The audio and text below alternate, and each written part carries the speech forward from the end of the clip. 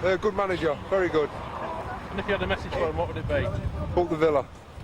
What's up, man? Man in the easy geezer. Number one. Johnny Gregory, number one manager. Go on, John, do the business for us. Certainly brought a new light along and very open and very encouraging to the players. He's amazing. Best thing that happened to the club. Match days, obviously, it's particularly special. Certainly from my point of view, when I walk out that tunnel and I just have a little look round and see every seat in the house is sold, and looking at that perfect pitch and my boys going into it full of confidence, looking forward to, hopefully another home victory. The hairs on the back of the neck still stand up every home match for me. The job itself will always occupy your mind, it will always occupy your day.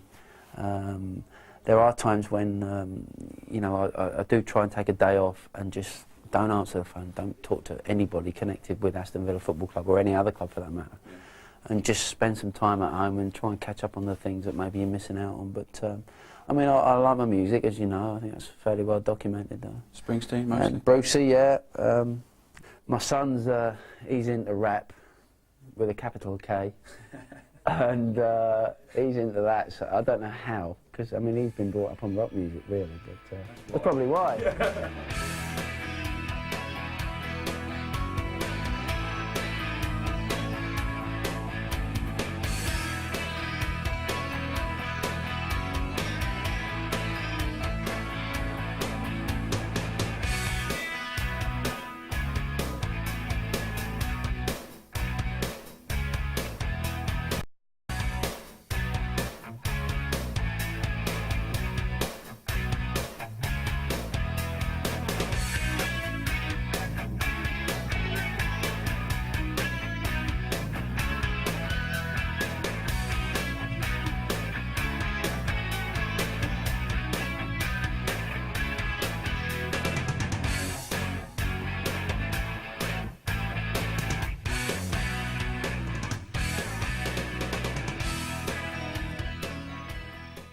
Following the unexpected and sudden nature of Brian's resignation, and given the short time prior to very important matches until the end of this season in the Premier League, we had to act promptly.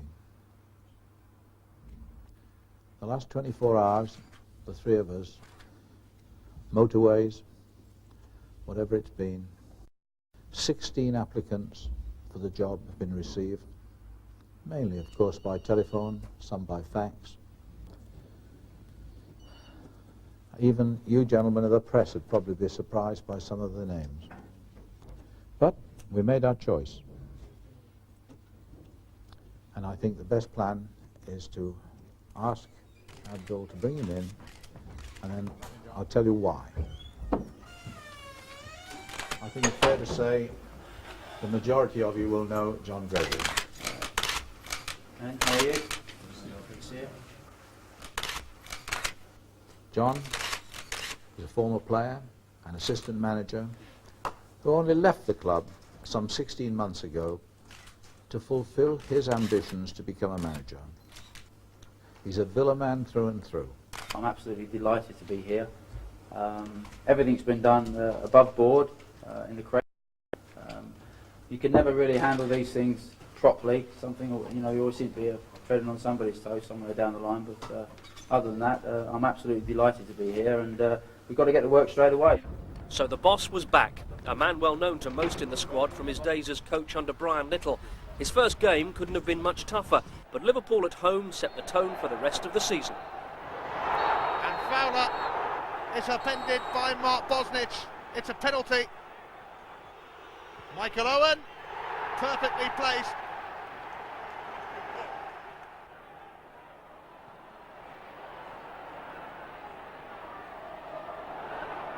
Walk. And here's Collymore. If anybody was going to score against Liverpool, I suppose it had to be Stan the Man. York threading it through to Ian. Collymore at the double against his former club.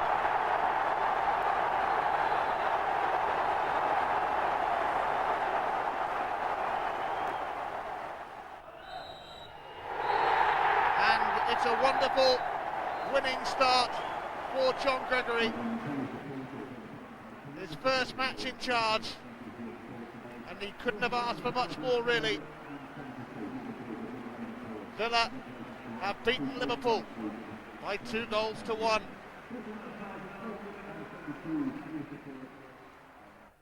Gregory's first signing was coach Steve Harrison, and together they engineered a memorable and unexpected end to the season. I set myself little targets, you know, as we went along, and the first one was just trying to win a game.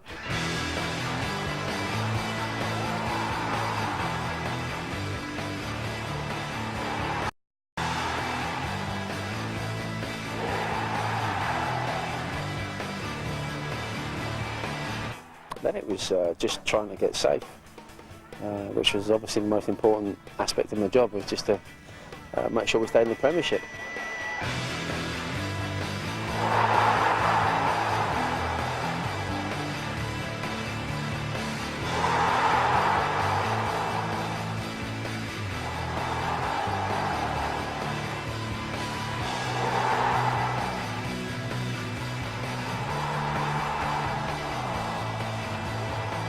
We just wanted to finish as a top Midlands club, which we've done for quite a number of years, and is expected of us every year, really, to be the top Midlands club.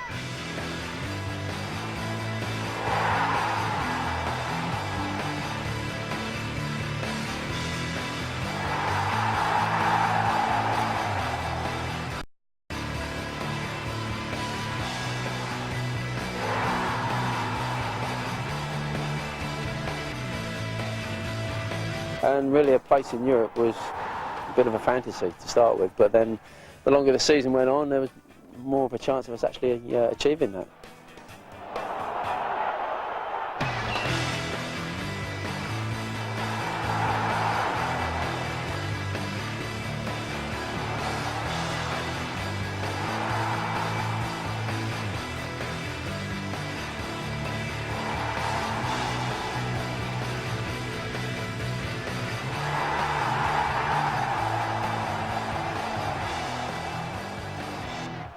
The relegation threat that hovered when Gregory arrived had been transformed into a place in Europe.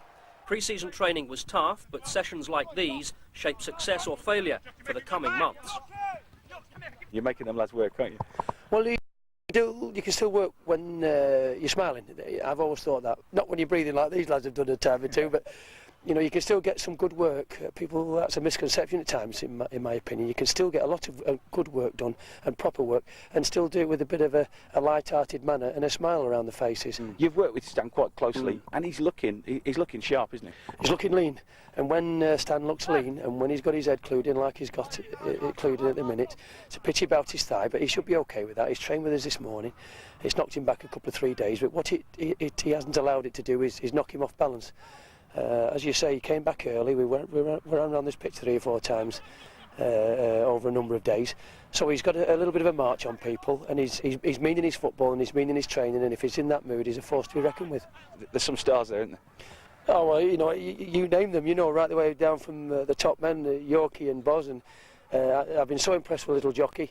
The midfield, what a good professional he is, right the way through to the young lads, Lee Hendry, and some of the other lads that are bubbling up underneath that, Vassell and Byfield, Big Hughes, Gareth Barry, right the way through from the very top, right the way through to the young boys, those that drive in the Porsches and those that drive in the Ford Escorts. They've all got a lot to offer, and they're all very gifted people, and you can see they've been worked in school well before I came. Villa lost out when Steve Staunton refused a new contract and returned to Liverpool. Portuguese defender Fernando Nelson returned home, but coming in was Alan Thompson, Bolton's competent midfielder, joining for £4.5 million. The England under-21 international proved the star signing of a summer of change. We just needed somebody to play down that left-hand side to give us a little bit more balance. Staunton, as you know, was always willing to join in on the left-hand side, always willing to step into midfield, and always had that good left peg. And, you know, I've got Thompson in mind, obviously, to play up that left-hand side, if he, in fact, can get in the starting lineup, you know, because with Draper, Taylor and Hendry performing in the way that they played last year, he's certainly got a lot to do to make sure one of those 3 drop out for him, you know. he's a talented individual, and alongside one or two of the others that we got here, you know, he's found himself very much at home. One of the other names that you brought in, you'll pronounce for me, I'm sure.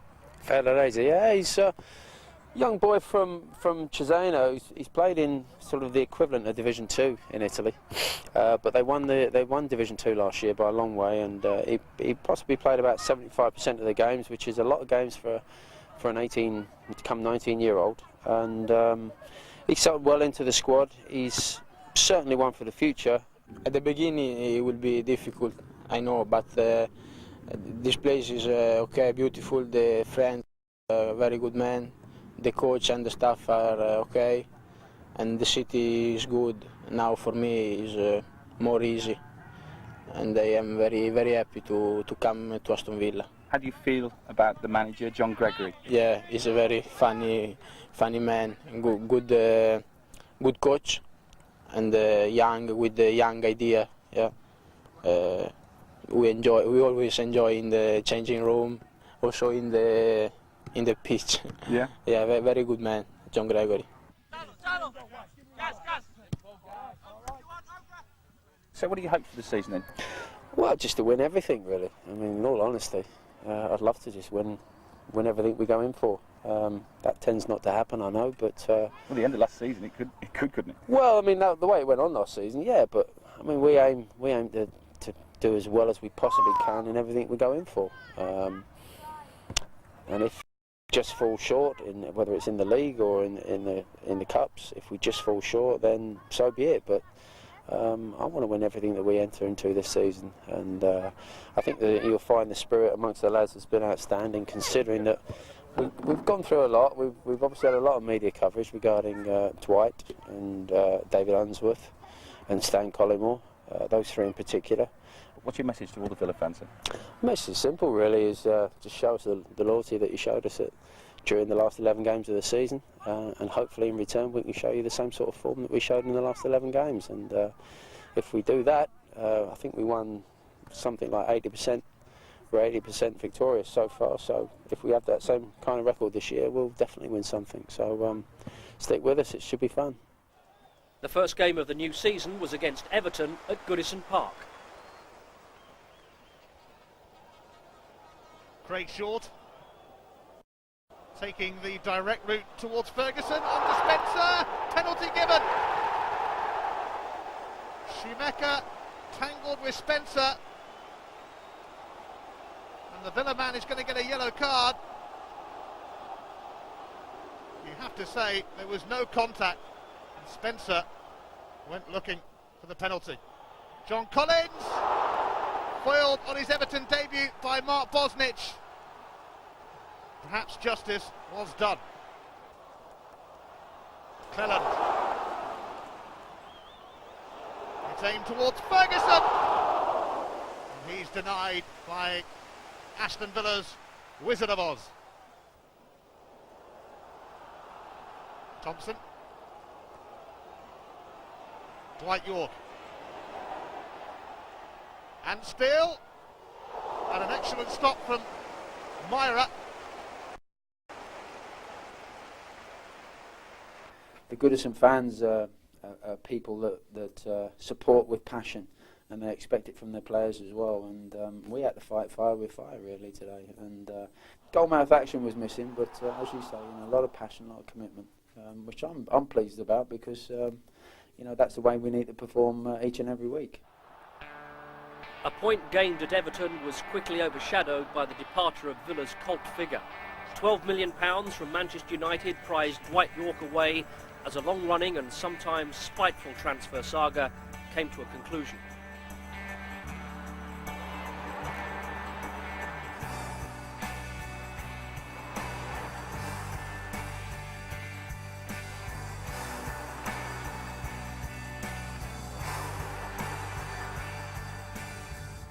York had got the move he wanted, but it did give Gregory even more money to strengthen the Villa squad.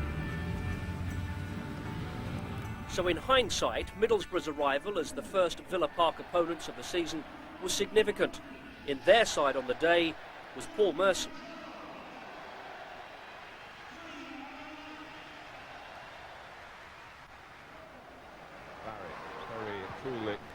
right. Hendry. In goes Joachim! It's a magnificent goal for Aston Villa. What a way to score their first of the season. What a strike and what a build-up. That was a goal of genuine quality, rightly applauded by the manager from start to finish. Beautifully worked for Wright. Now this touch from Lee Henry, nothing lucky about that. He's looking to help it on into the danger area. That's what he does, a little flick on, but watch this for a ball, half volley. Absolutely sweet as you like. He won't hit many better than that with his left foot. The place for 10 years, absolutely top class. Well, no Villa fans are thinking about Dwight York at this particular moment there. This is Thompson. Nearly two. Well, that's what it gives him, I think. Natural left-footed player, comfortable in that side. And he's certainly capable, as we saw with Bolton, of scoring from that kind of range. Gareth Barrett. And Joachim. And that's a penalty. Yeah. Against Fester. That's just embarrassed by pace, Martin. Simple as that. Embarrassed by pace. Well, there's no Dwight York, of course, to take the penalty, but there is Alan Thompson, and it's saved by Schwarzer. Ah, well done, goalkeeper. Took a chance, went right, went low. Merson, that's great control. What about the shot? Brilliant. That's all you can say. Little cameo of what this boy can do. I mentioned how difficult it'll be for goalkeepers, but to control it, look at that, he kills it, shifts it, and hits it. 1, 2, 3, three great touches. Fleming, the chance to deliver across here that Musto was fighting for. Manchester been doing a spot of leaning on as well. Hendry. Has gone yards offside, but they check back at the right time. A lovely touch from Taylor to Gary Charles. Taylor's gone on into the centre. Charles goes for goal and finds a second goal for Aston Villa here. They're good value for it. Well, that's a goal worthy of one of the best strikers around and not a right wing back. It's a wonderful break. It emphasises the difference in the two sides. Villa, when they've broken with more purpose, more pace, and it showed they had great awareness from Ian Taylor. He knew exactly where Gary Charles was. And from here he has a little look. Does he play it across for Taylor? He thinks about it, steps inside, and that's unsavable. It's an absolutely wonderful finish. Equally as good as Julian Joachim's. Wonderful 2 goals Villa have scored today. Townsend perhaps with a chance to drop it back in to the feet of Ricard. Merson. Back! All credit to Brian Robson. He's made the changes, and one of his substitutes, Mikael Beck, has pulled it back to 2-1.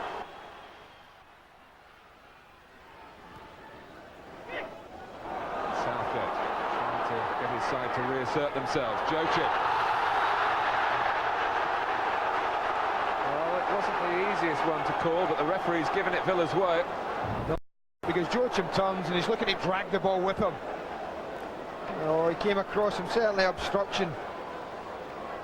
Might have been the call, but there's no arm going up to suggest that. So this might well be a chance for Alan Thompson, who's setting it up very deliberately to hit this with some power. Or Henry to just curl one with the right foot. It is Thompson. There's the foul! Well, the penalty failure forgotten. Alan Thompson on his home debut for Aston Villa with a glorious strike from this free kick. Well, it's a brilliant strike. The goalkeeper will ask a question. How on earth it gets through the wall? Gets between Ricard and I'm not sure if it's Paul Merson and the end of that wall, Martin. Gets a little deflection there. From then on, well, you just don't save it. Not with that much power. Was Peggot's it all over? Could well be. We don't know, John. It begs the question, why didn't he hit his penalty like that? It would have taken some saving, wouldn't it?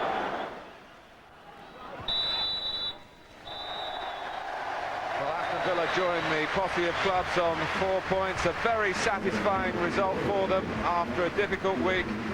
A statement for the future, perhaps. And Alan Thompson, one of the players who came in, the £4.5 million man, got the third after having a penalty saved. But Gary Charles with a vital goal, the second at the start of the second half, after Julian Joachim had set the afternoon off on a very encouraging note with the help of Lee Hendry. That was 1-0, and that was the way it stayed until early in the second half. Charles, another terrific goal. Brian Robson then made his substitutions. Hamilton Ricard with that flick. Merson with a deflected cross, beautifully guided in by Mikael Beck, who'd come on with Ricard. But then stage set for Thompson. The power that we saw so often from him at Bolton, unleashed in a Villa shirt here. And a final score at Villa Park. Villa 3, Middlesbrough 1. We need to keep the momentum going. We need to make sure that we finish in a fighting position this year, fighting for honours and fighting for Europe, if not better. So we know what the score is and we know what's required at a club like this. Yeah, and still the smile on your face? Well, you can't help it. You know, John sets a tone. You know, he maps out and puts the pattern onto the training. He lets me get on with it in there. He joins in because he's still a very good player. You know, he sets the tone from the top, and that's so important. And I like to think I just do my little bit, as with Paul and Jim and the rest of the lads, by keep ticking it over and keep the pot boiling, really. Moore was back to full fitness in time for the next game away to Sheffield Wednesday, and so made his first appearance in the Premiership this season. 17-year-old central defender Gareth Barry was continuing his run in the side. Di Canio doesn't really look too sure where he's going at the moment. I'm sure he does know. It's towards Booth! Offside. Flag it up, and it won't count.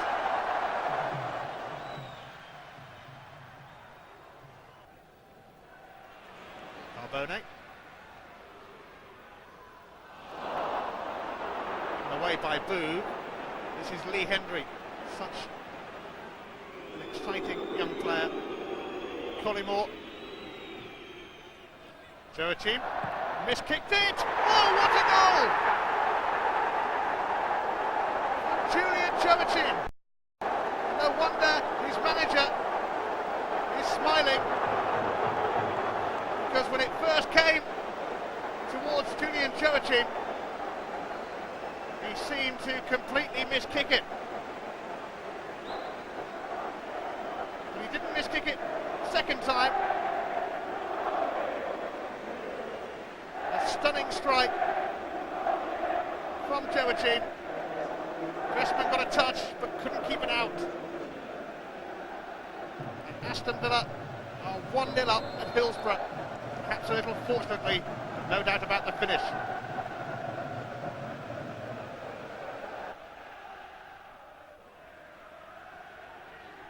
Collymore brings Adam Wright into it. Joachim, the goal scorer. Wright. Collymore setting it up for Henry!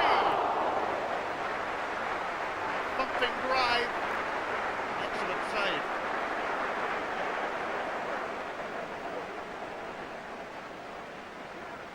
It was a neat Villa move. Hendry so nearly rounded it off in style, but credit to Pressman. Really caught it well here, Lee Hendry.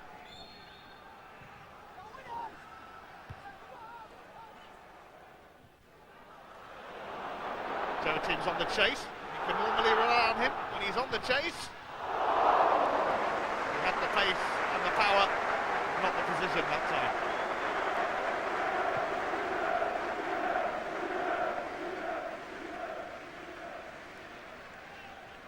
Joachim was away, and for a moment it spelt trouble for Sheffield Wednesday, but he couldn't keep it down.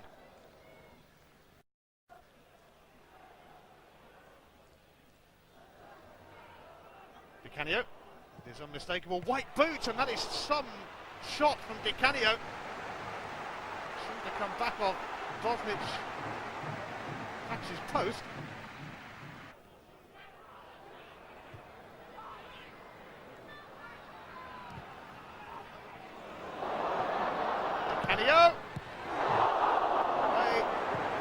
Bosnich, the Italian, frustrated by the Australian. Joachim. Full-time whistle, and it's 7 points out of 9 for Aston Villa, thanks to Julian Joachim's winner. Mark Bosnich played his part as well. Sheffield Wednesday 0, Aston Villa 1. So win number 2 put Villa top. The blow of Dwight York's departure happened by 7 points from 3 matches. Defensively, we were set up quite well, and we managed to cope with everything Wednesday threw at us. And I must say, in the second half, they did throw a lot at us. But the boys at the back there did particularly well, and behind them, Mark Bosnich was sharp and bright and agile and held on to everything that sort of made its way through to him. My job at the end of the day is just to keep the ball at the net to the best of my ability and to prepare myself well for doing that.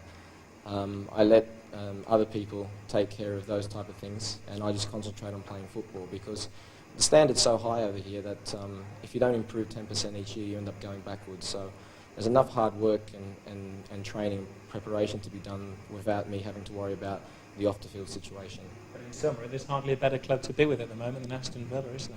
Of course not. I've always said I love playing for Aston Villa, and I still do. And hopefully will all work themselves out. But once again, that's something that's out of my hands. It's great to be where we are, and we just got to enjoy it for the moment. Joachim. Oh, what a goal from Julian Joachim.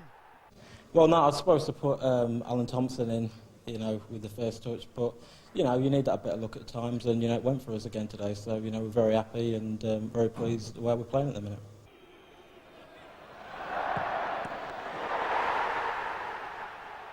Next, the PM was in at number 10. Paul Merson agreed to join, rejecting advances from several other Premiership clubs.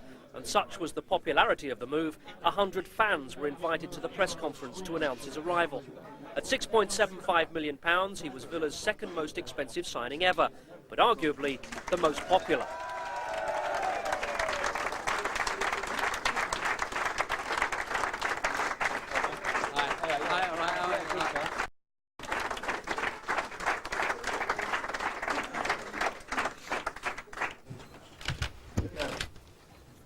Hello.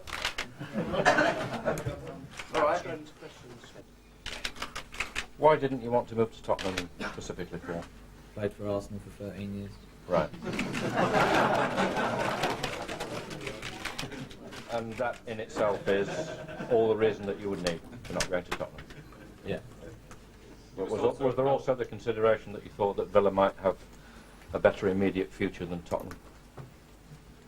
I count Villa as a massive club, a massive club that are going places. Got a great manager who's come in and done unbelievable, and they've got a lot of young players that have got a bright future that hopefully I'll be able to help with all my experience that I've got in the game so far. So, everything was right for me. He comes into our dressing room. He's seen it done there. He's won everything there is to win in the game. He's got 20 England caps. I gather it was his 20th cap on Saturday against Sweden. His vast experience. He's played in European Cup finals as well, and everybody in our dressing room I know will look up at Paul Merson. Merson wasn't registered in time to play in the next match at home to Newcastle, but Villa kept the bandwagon rolling with another victory. It's Joachim, and Shay Given had to time that just right, and he did. It's away from Joachim, but not from Shemeka. So close for the emergency Villa striker.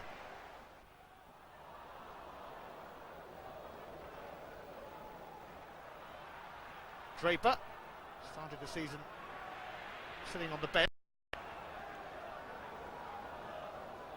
Gets it back. And this is Joachim. Pierce tangles with him. Penalty given. Right in front of the Holt end. Julian Joachim looked like he was about to get away from Pierce.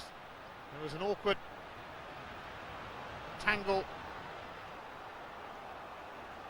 Villa's regular penalty taker, Dwight York, has departed. So Lee Hendry has got the job. And it looks like he might keep the job. Superbly slotted into the bottom corner by Hendry.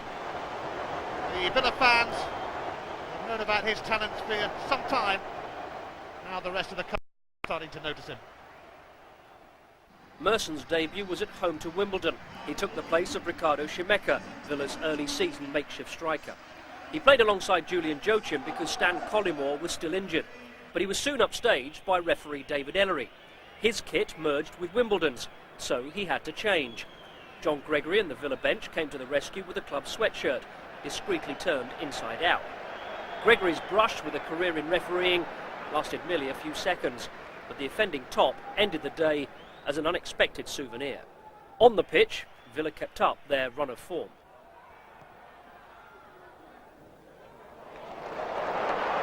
Joachim. Alan Wright's cross. Here comes to Thompson. Palmed away by Neil Sullivan. Alan certainly can hit them. This was heading for the top corner until Sullivan superbly intervened.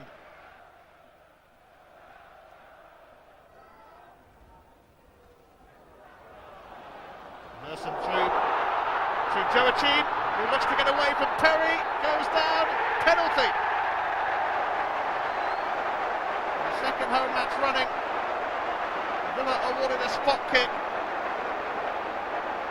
Perry's challenge on Joachim.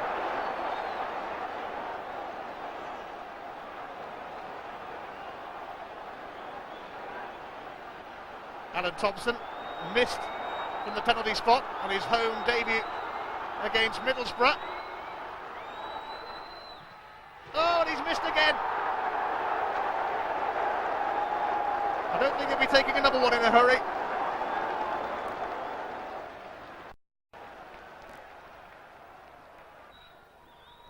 Right. And was Ekiong held back? It's another penalty. Ekiong appeared to be held by Carl Lieburn, who is sent off by David Ellery. He must have felt he denied Ekiong a clear sighted goal. No Thompson this time, it's Paul Merson with a chance to score on his Villa debut. Oh, Sullivan saves, but Merson is quickest to react to open his Villa account.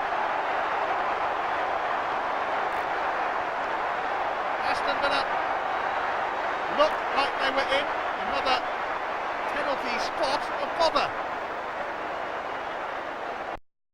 Merson nipped in.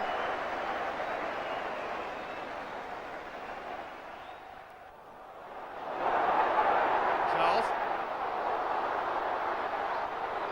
Joachim. And Taylor! It's in! And it's Ian Taylor, a big Villa fan, hero of the Holt Enders. So often an unsung hero. They know just how vital he is to the team here.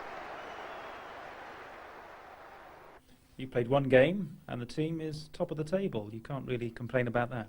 No, he's definitely not. He's only early 5 games, but you know we'd rather be at the top than a lot of the teams that are down the bottom. So we just got to keep on going, and we've got good bases at the back. We keep clean sheets, and we've always got chances of winning games. How easy has it been to settle in? It's been good. You know, I've known Gareth for a long time, and Mark Bosnich's a nice lad. They're all nice lads, and they've all made me welcome, and you know, that's nice. And scoring a goal on my debut, it helps me with the fans. The first stutter of the season was threatened in the UEFA Cup, with 2 goals in 90 seconds from Norwegian part-timers Stromgodse. Anders Michelsen and then Krista George put Villa under pressure as a previously stubborn defence displayed temporary frailty. But Villa showed their mettle and came through the test with a second-half comeback. Oh, that's beautifully done. Joachim, still no offside flag, couldn't believe that. But Villa beginning to look a different side in this half. Clearly John Gregory has done some hard talking in the interval.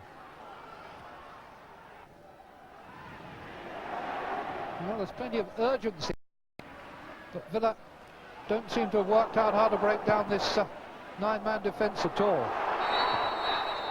We've got another free kick, and they're in a hurry to take it, and that's good policy. There was no foul there, although it looked as though there might have been. And again, the keeper makes an excellent save from Draper. Then on a Hansen, up high to his left. It was hit fiercely, it was bending in.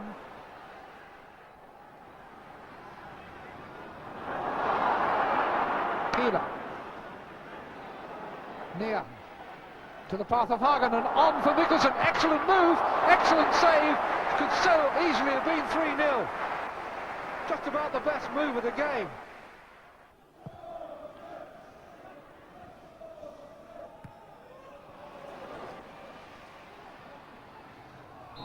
Another free kick, and that was for an offence off the ball too.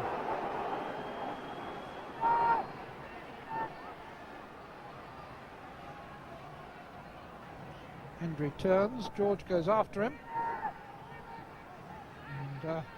and in came Solberg. Hendry's okay. Thompson takes the free kick, and a brilliant save from Hansen. Byfield must have thought he'd got his goal then. Wonderful save.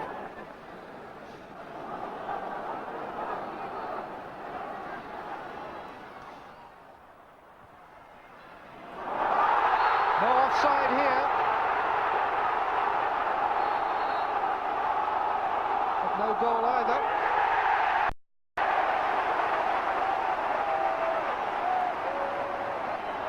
Referee's given a free kick for a push.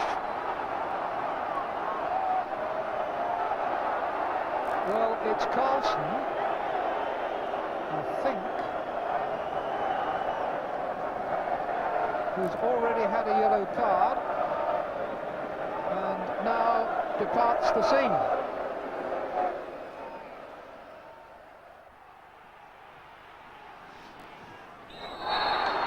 Another Villa free kick. Feel that sooner or later they must make one tell.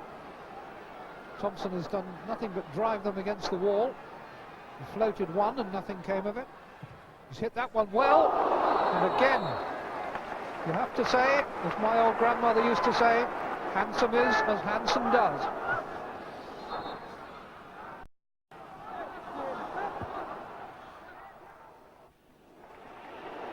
Thompson to Wright.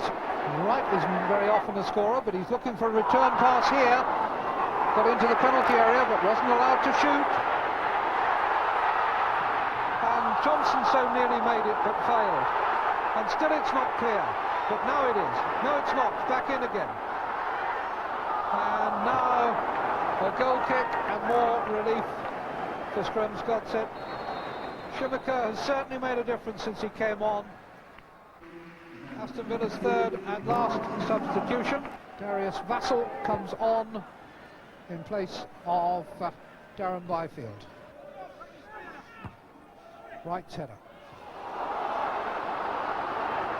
Possibilities here for the new man, Vassell.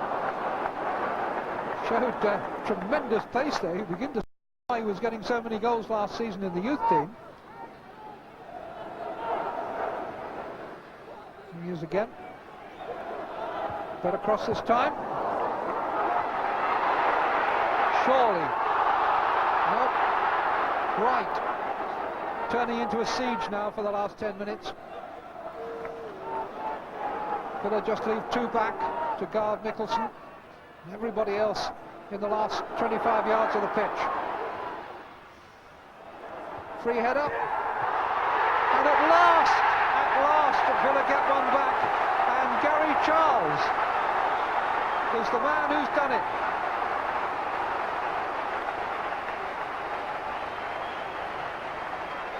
Second goal of the season, and not many seasons go by when he scores twice.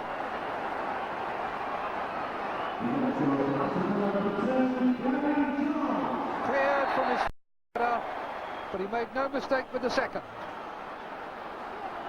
7 minutes remain.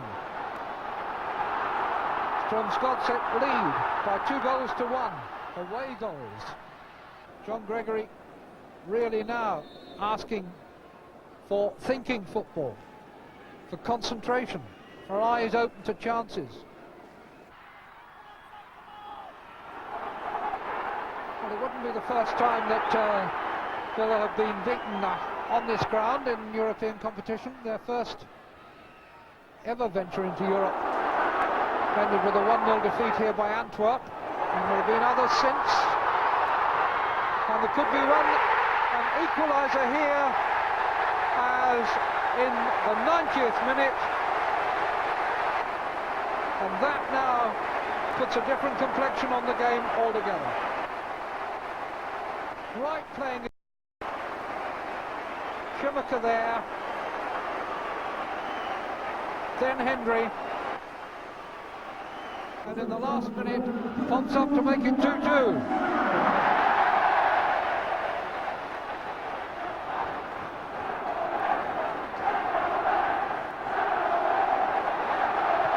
So we're in time added on.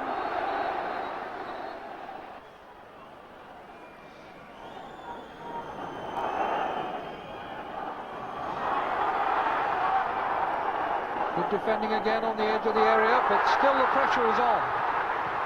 Great save, and Villa snatched it at the death.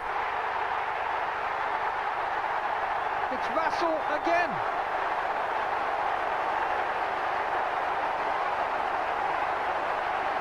What a transformation. What a wonderful ending for the young man who's making only his first team appearance. John Gregory hides his emotions, but he knows what a close call it's been. Taylor played it in, keeper saved, and Vassell was on the spot to get his second goal, and as the final whistle goes, the home side know that this was a West Midlands version of The Great Escape.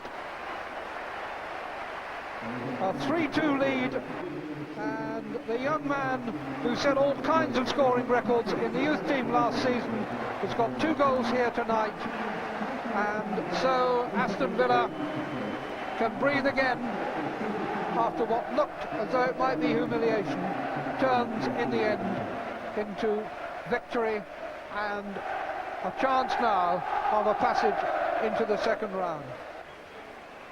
Final score, Aston Villa 3, Strømsgodset 2.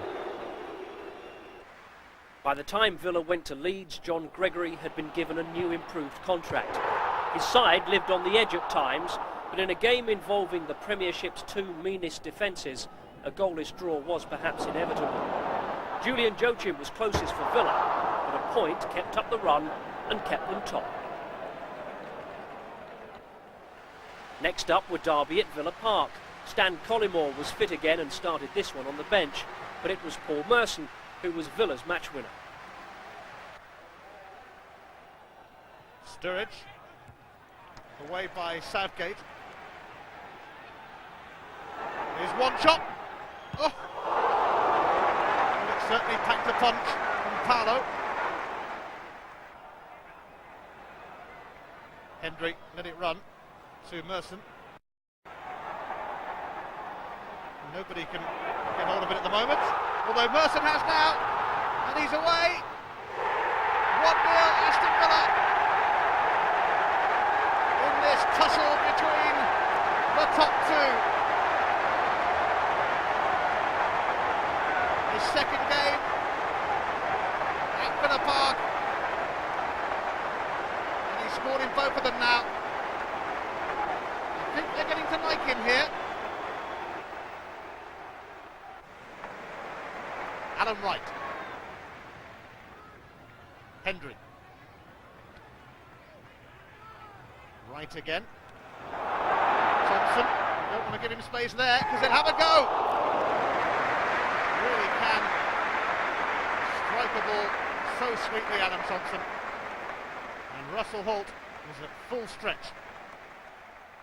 It's not easy to get the winner as well, and you know, it's just getting 3 points when you're up the top. You're there to be shot at, and we just got to keep on digging in and winning games. If it's 1-0, you know, I've won a couple of championships, winning 1-0 every week. Can you just in a couple of words just sum up for us what's the feeling at Villa at the moment, sitting on top of the Premiership? Very pleasing, there's no doubt about that. To be top of the Premier Division is a great feeling. You've got to enjoy that. But I think we've got to keep it in perspective. It's only the end of September. There's a long way. I know, as Jim Smith would say, you know, championships aren't won in September. But the feeling is that we can only get better. The feeling is we can improve, and that's what we've got to do. Our feet are firmly planted on the floor. There's nothing won yet. But as I say, the start has been good, and it is the start now, 7 games. The start's good. Progress is steady. We need to get better, and we'll get better. So who's to say what can happen? What does John Gregory ask of you? Well, I think everyone he asks of 100% before they go out on the pitch, and if everyone gives that, if 11 players give that, we'll have a chance every week. Yeah. Are you enjoying your football? Oh yeah, it's great, yeah. It's nice to be at the top, and long may it continue. It continued in the UEFA Cup. That first leg reprieve meant a slightly more comfortable trip to Norway for the second leg with Strom Godsey. There were injury concerns. Teenage defender Gareth Barry was left behind, but the feeling was the squad was more than capable of coping. So understandably, the chairman was in a buoyant mood. Last but not least, they've just told me it's nice of you to come with us anyhow, to record our visit to Strom Godsey in Oslo. We're now going to board an Airbus, 300-seater Airbus. How about that?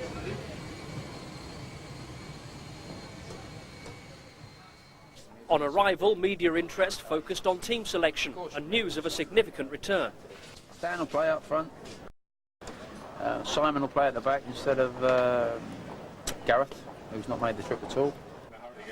The top team in the English Premiership was bound to attract interest, and language barriers were quickly overcome by the global benchmark of the autograph. Fans have their heroes, and the heroes have theirs too. These days, the boss is an integral part of any Villa trip. God, Bruce Springsteen, God. We're going to play plenty of that on the bus, get us in the mood, ready for tomorrow night. See you. Bye. The Strom Godsey Stadium was hardly Premiership class, so the night before the game, the obligatory run-out swept away any surprises dealt by facilities or lack of them. And John Gregory was still loving every minute. Third time at Villa Park. You're now the boss. I mean, I get the feeling that you're enjoying life as the boss. Well, yeah, I do. I mean, obviously he's got a few setbacks along the way, but haven't had too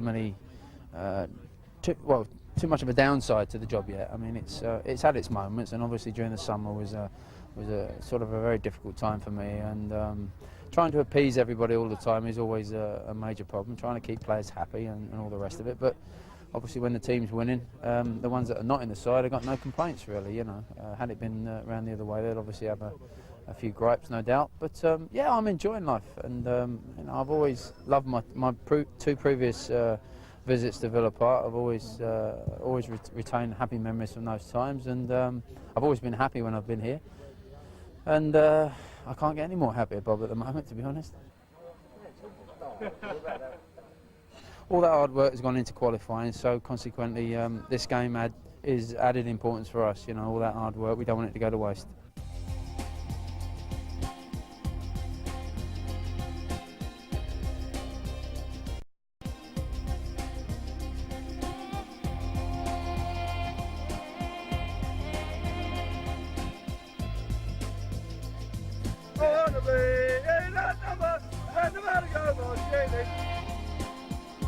The Norwegian scenery was outstanding, but Villa, of course, were here to do a job. The first leg had been closer than expected, but the second was one-way traffic. Draper. Jonsson made a mistake and Cullimore in. Oh, what a goal! Collymore returns to the side, and that will be a huge injection of confidence for Stan Collymore, who goes straight to his coach, John Gregory, and shakes him by the hand. Well, I'll tell you what, is that what we're talking about is trying to get the other side. All right, it's a little bit of a mistake, but once he cuts inside on here and he gets onto his right foot, he's got one thing and one thing only in his mind: hit the back of the net, and that's a great little finish. Superb drive, 10 minutes in, and Villa could well have eased their way into the next round. Right.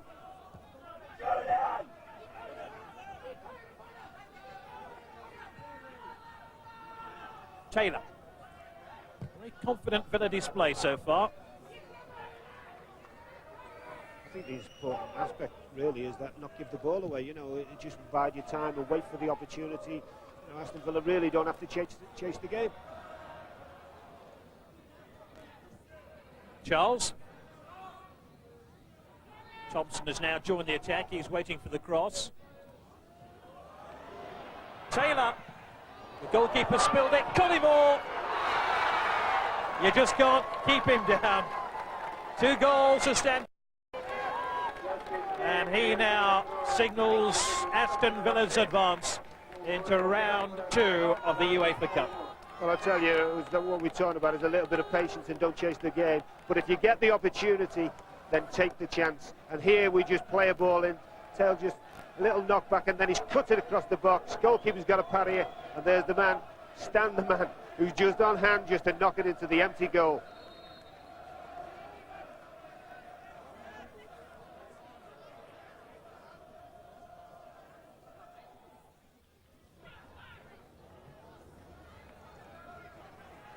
She-Mek. Draper now for Aston Villa. Thompson calling for the ball. She-Mek is free to his right. That's where Taylor directs the ball. Collymore's on the back post.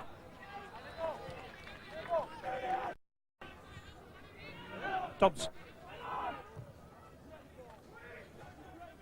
Churchill trying to get in behind his defender here. He's done just that.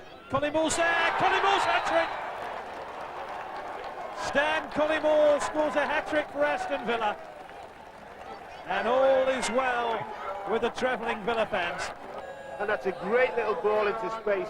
Used his pace, used his power, just brushes him to one side, gets his head up and sees Stan Collymore. Great ball in. And from that distance, even I score goals.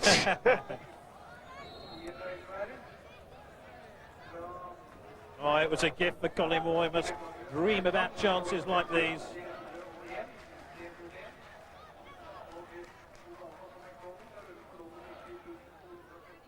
Yeah, delighted to win. I think the tie was effectively over when the second goal went in. Although there was about an hour still to play, I think as long as their concentration, it's a good result. Very satisfactory, nice work, Mark. Marvellous, Bob. I thought we started off superbly.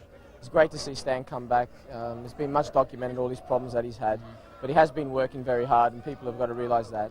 And to have the start that we had was just superb. They gave us problems, as we knew they would. It was a very narrow pitch, and they had big flow up front, but I thought Hugo and the rest of the defence was superb, as they've been all throughout the season. And you didn't have much to do, but when you did it as one would expect? Yeah, like I said, it's a pleasure to play behind this defence, and they do make my job very easy, and they protect me so well. But where I come into the plays, especially in games like this, is to come to get the crosses. And we knew that was going to be a big part of their game tonight, and thankfully it worked out well for us defensively. I noticed after the first goal you went straight to the bench to shake Jim Walker, the physio's hand. Was that to say thank you for getting me fit? Yeah, I told him, I said Saturday, because I was itching to get on. And I said if I got on and scored, that I'd dedicate the first goal to him. Really good. Trained hard with him, I've had a good bit of banter with him. And it seems like an eternity that I've been with him, but now I'm out of his care and back with the lads. So yeah, I'd like to just thank Jim. Well, it's brilliant. I mean, top of the league and through to the next round of the UEFA Cup. We remain unbeaten this season, and things are rosy at the moment, and hopefully we can continue it. Back to the domestic scene now, and Villa stepped up their Premiership title drive against Coventry at Highfield Road. Gary Charles. That's going to comes to Taylor. 1-0 Aston Villa. And the Sky Blues were stretched and carved open then. Yet more celebrations for the Clareton Blues. Charles's cross, not properly cleared by Nilsson. And you kind of knew that Ian Taylor would pop up there. And really, it was too good an invitation to turn down. Pick that one out. Nilsson. Dublin. And here's Collymore right back there. Villa could be on the break. Hendry. Merson. Oh, there's no flag. Merson. Taylor is the man in the middle. Well, it's easy, really. But Coventry are fuming because they felt that Merson was offside. And they might have had a decent shout. But it just gets better and better and better for the runaway Premiership leaders. 2 for Taylor and 2 for Villa.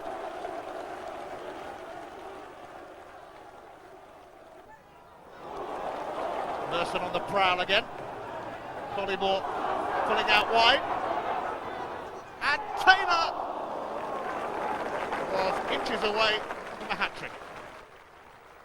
Coventry's lone reply involved a certain Dion Dublin. He set up Tron Solvet, but it was merely a consolation. At the time, he celebrated. Now, of course, it's a result which works in his favour. But before Dublin came Steve Watson, who joined from Newcastle. Watson can play anywhere across the back and in midfield, so his addition to John Gregory's squad was a valuable coup. And with Merson and Watson now at the club, the Dwight York fee was being put to significant and prudent use. Watson had cost £4 million. His contract was for 5 years. On with it and simply ask our manager to tell you why he has decided to Have you got an hour? What? No, you've got 5 minutes. All right. Carry on, John. Peter. John, there was a rumour that there might be some Scottish blood. Did that worry you at all? No, as long as he's British. As long as he's British. That's the most important thing. But no, I'm delighted to capture Stephen. As you know, there are 1 or 2 other clubs that have been very interested in purchasing Steve, but I'd like to think that we've sold the club to him quite well over the last couple of days, and delighted in our current position as well to add to our squad. I think it also lets the supporters know that we're not prepared to stand still, and it also lets the rest of my squad know that I'm not prepared to stand still. And so it's what a good We should So look at this one here if you can. Was it Washington? Yes, it was. I think David did it actually. Yeah. Oh, there you go. And 24 hours later, there was more good news for Villa. Captain Gareth Southgate accepted a new long-term contract.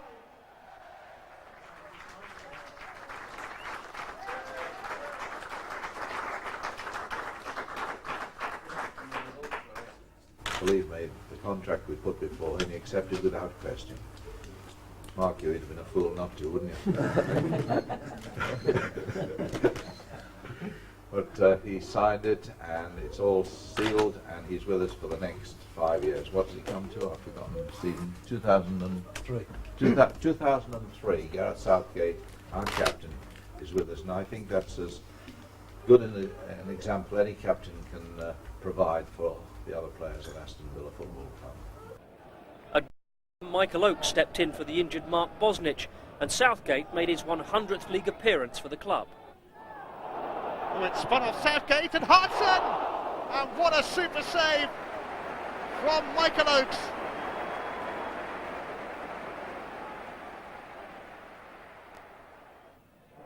Charles. Hendry. Back to Charles. It's Merson on the overlap. Hendry!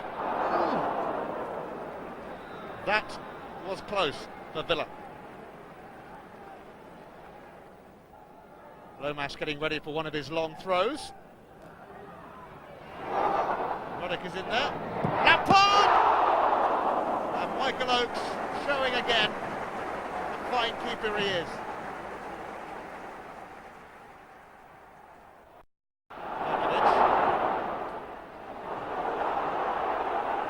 Ekiok who stepped in. Now here's Charles. Ekiok has gone out wide.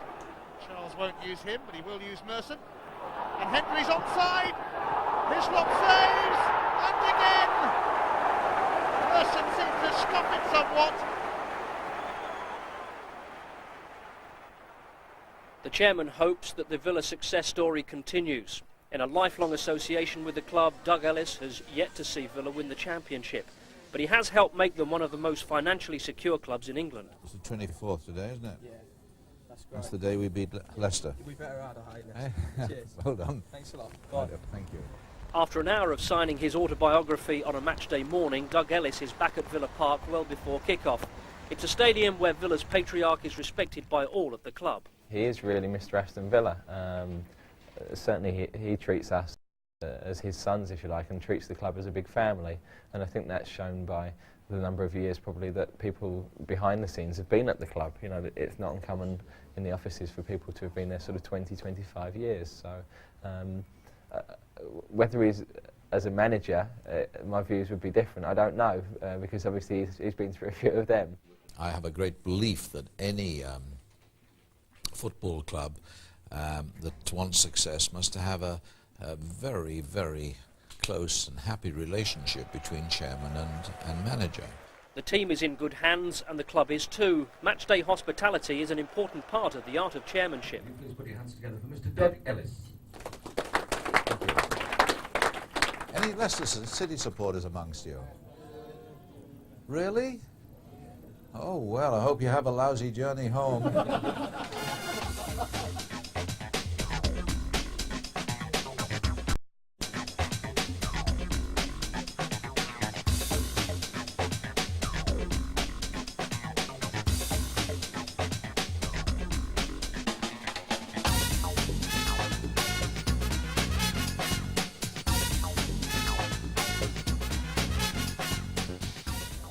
Hello, John. How are you? Nice to see you too. Hello, love. Nothing to do with me. Leicester City's John Elsom is today's opposing chairman, and a Midlands derby provides a spicy atmosphere as Villa attempt to extend their run of form. And in amongst the chairman's guests for this one is England assistant manager John Gorman, here to run the rule over present England players and possibles for the future as well. But at 5-3 the chairman's work is done, and now the man at the helm of the Premiership's leading side can only sit and watch. Lennon.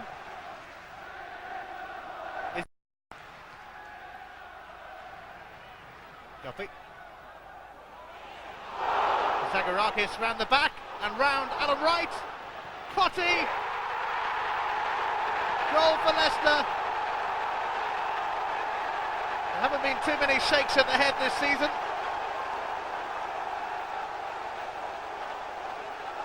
It's the first goal Villa have conceded in the first half of a Premiership match this season.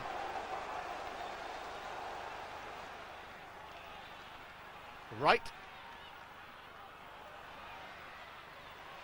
It's looking promising for Villa and for Southgate in particular. Oh, a glorious opportunity squandered by Southgate.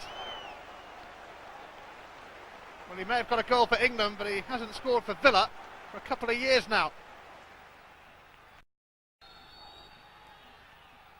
Hendry's corner. Ekiog! It's the equaliser.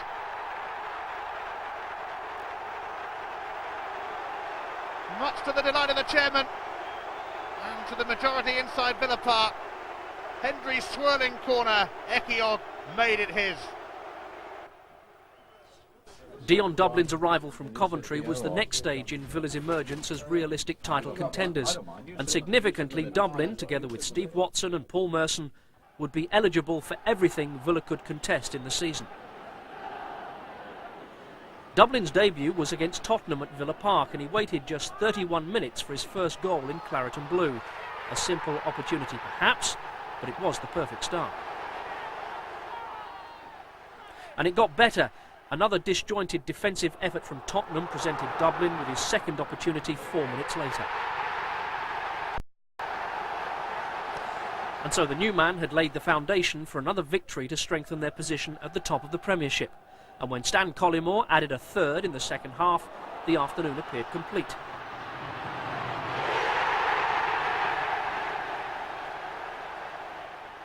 But Tottenham then took their cue. A penalty when Hugo Ehiog fouled David Ginola allowed Darren Anderton to secure a lifeline Tottenham should never have been offered.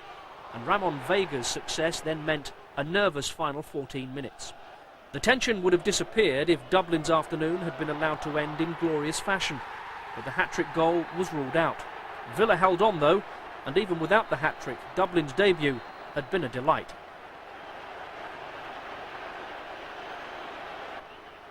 A week later, the story took on fairy tale status. Dublin scored after just 3 minutes, a firm header though just the start of another delightful day for Dion.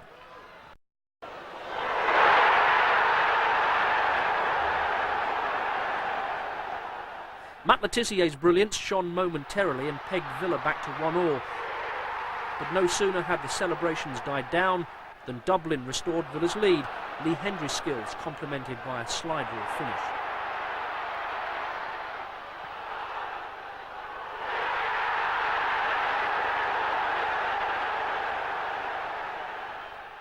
Paul Merson's contribution was equally coolly taken. Collymore set him up. 3-1 to Villa. Dublin then scored his 5th goal in 2 matches, and this time the hat-trick wasn't denied him.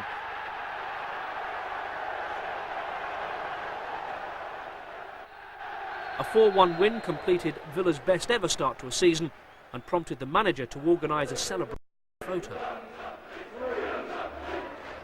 We'll leave you now with the final thoughts of the boss.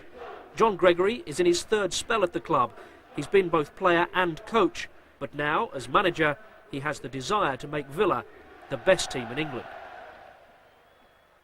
Once that last ball's been kicked, that's me, I'm out of here. Yeah. So, and I think that this summer in particular, I got away for about a month when we just, myself and my wife and our children just sort of shut ourselves off.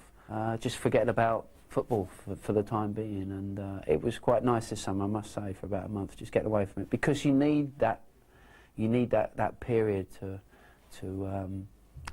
sort of recharge your batteries and so on, because you then know once I mean, the day I walk back in here for pre-season training, that's it, man, that's it for another 10 months. So you must get, even though if you go somewhere, when you're standing there and someone says, he's all right as a wing back, isn't he? But he's, you know, he's probably best to centre off, really. Oh, yeah. You know, and somebody will just start talking to you about football. No, I mean, I try and be as polite as you can. But if they're Villa fans, then obviously, you know, I don't mind talking to them. I mean, if there's anyone else, really, their opinion doesn't matter, does it? No. If they're not actually a Villa fan, then their opinion doesn't count whatsoever. So I can be as rude as I like to those sort of people.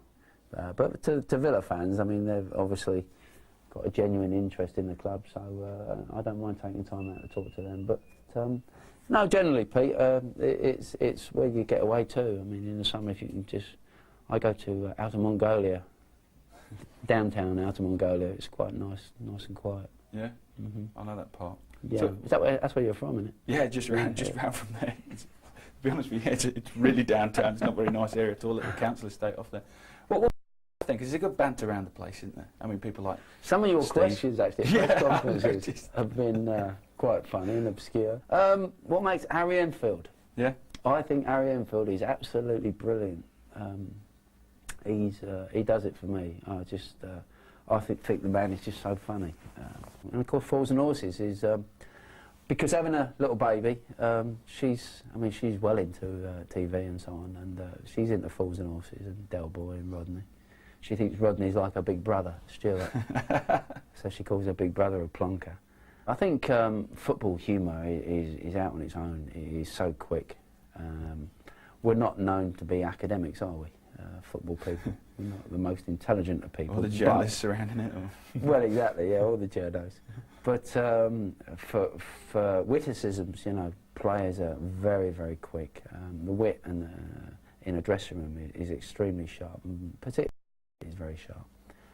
The gear that they wear every day is criticised by everybody. Deservedly, some of As you know, some of the gear that you wear, Pete. And You're looking at my tie now, you aren't you? well know. You well know you get slaughtered on more than one occasion. True. So, True. are you getting his tie now? Look at it. That's right. No, dear. How can you wear anything blue in this? Do not adjust your set. I know. Have you seen his shoes? Look, just to get down Oh, his I shoes. don't get my shoes on. My mum will be Paul, watching look, this. look, that's shocking. I mean, that just wouldn't be allowed at a club like ours. My you mum see, knew I but- turned up to see the manager I with know, shoes Pete. like that. She'd be, I know, Pete. she'd But be maybe disgusted. having now put that on celluloid, it might just get you to clean your shoes a bit more often, mate. If we look at the board behind you, now I don't know if this is usual, but you got the first, which I imagine is the first team. Yeah. You have to explain the other ones. I'm not sure about. Well, the Muppets, if you're in the Muppets, I suppose it's been called the Stiffs, the Muppets, the Nuggets. Is like reserve side, you know, and you need to be in that first team. You need to get in that first team, otherwise you get labelled as a Muppet or a Nugget. And yeah, the babies speak for itself. The sick, lame and lazy. There's not too many in the sick, lame and lazy. I might have changed my mind by the time this video comes out. I might have added one or two of these first team boys into that, who knows. But at the moment they're all right. And the internationals, of course, and loans, etc. It's just basically when people are away from the club on international duty. And that's my board every morning that we assess the day's training. Obviously each player has got a magnetic label. We sold a couple in the summer and I had the magnetic label there, which I threw in the field over there. One or two I threw far away from here. The one wasn't there that long, was it? No, actually, it wasn't there very long. No, it wasn't. That old number 6. But yeah, you've just said that you had another couple to that. Yeah, there might be one or two added to that between now and Christmas. I sincerely hope so. But I mean, we're always looking to improve. I'm no different than Arsene Wenger, Alex Ferguson. And there's the phone ringing again. It's probably one of them. It's funny when I said Alex Ferguson, the phone started ringing, wasn't it? Oh, he doesn't want anyone else, does he? I hope not, no. No, we could do without that. No, I mean, they won the double. Arsenal won the double last year. And I just can't get the staff anymore. Look, people used to answer the phone. Well, I know, it's that Paul Barron, probably. Oh, he's finished. Is he? Is he gone out? Oh. 12, he finishes at 12 and goes home, yeah. So, all in all, a happy boss then, really? Yeah, I'm extremely happy. You know, I've got one of the best jobs in the world, without question. And that's not being at all sycophantic. I love it here. It's a great job. Results help, without question. Even times are good. That's an old song, Pete, that you probably would remember, being as old as you are. I'm trying to think who sang it. Was it the Tremolos? I think it was. I'd love to be able to help you now, Even John. the bad times are good. You remember it, don't you? He must remember it. Look, he's 79. He's older than a conker tree, he is. But it is. I mean, in football, you know, even the bad times are good. If you're in football, mate, there's no better life. I know hundreds of other people that have been in the game and are not in it anymore. And they're the most miserable people in the world because they're just not in our game. So I will always enjoy this job, no matter what the results are. It's a brilliant job to be in. It's a brilliant place to be at. Villa itself is a fantastic club, and I'd just like some silverware to show to people just how I am enjoying it.